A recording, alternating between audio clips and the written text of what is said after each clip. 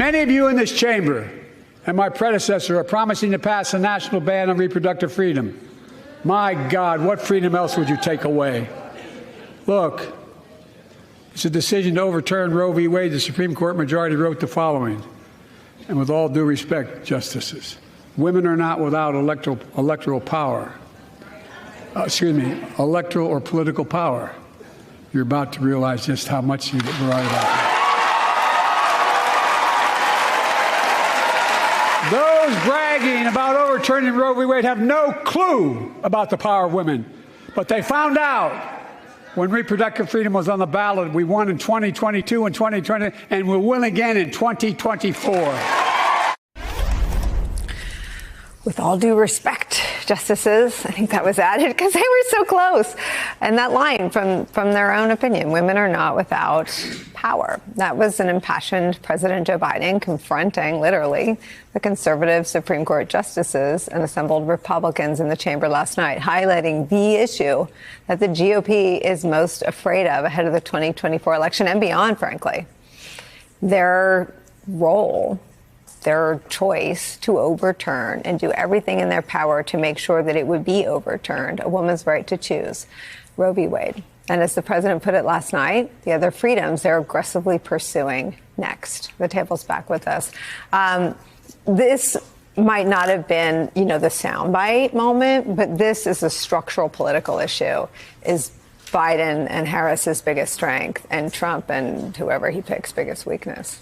There was something cathartic in seeing President Biden, even just rhetorically confront these justices, because I think since the Dobbs ruling, a lot of Americans have felt, especially women, a little helpless and a little scared and wondering, does democracy, does electoral politics still work? Is there anything that we can do about this?